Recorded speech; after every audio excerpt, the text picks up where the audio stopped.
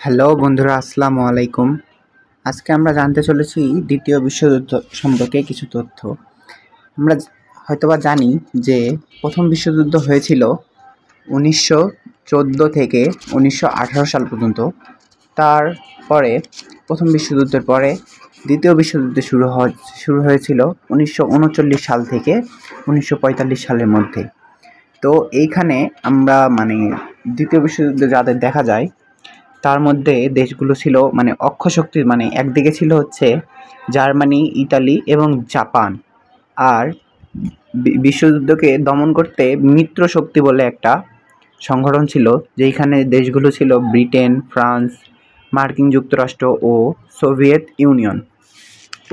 আমরা জানি প্রথম বিশ্বযুদ্ধে বিশ্বের প্রায় অনেক ক্ষতি হয়েছে, কিন্তু দ্বিতীয় বিশ্বযুদ্ধে প্রধান খলনায়ক ছিলেন হিটলার। জার্মানির এই খলনায়ক অ্যাডলফ হিটলারের রাষ্ট্রপ্রধান উপাধি ছিল হচ্ছে চ্যান্সেলর, যার মেয়াদকাল ছিল 1933 থেকে 1945 সাল, বিশ্বযুদ্ধের শেষ অবধি। হিটলার ছিল জার্মানির, তো তিনি ছিলেন অক্ষ শক্তি সংগঠনের। তারপর হচ্ছে ইটালির মধ্যে ছিল বেনিতো মুসোলিনি, যিনি ছিলেন প্রধানমন্ত্রী। তার মেয়াদকালও ছিল 1922 থেকে 1943 সাল পর্যন্ত। তারপর জার্মানির আরেকজন ছিল, তিনি ছিলেন রাষ্ট্রপ্রধান উপাধির সম্রাট, যার নাম হচ্ছে হিরোহিতো। এখন আমরা জানলাম অক্ষ শক্তি সম্পর্কে। এখন মিত্র শক্তির মধ্যে যে দেশগুলো হচ্ছে, যেমন প্রথমে আছে সোভিয়েত ইউনিয়ন। সোভিয়েত ইউনিয়নের প্রেসিডেন্ট ছিলেন জোসেফ স্টালিন, যার মেয়াদকাল 1922 থেকে 1953 সাল।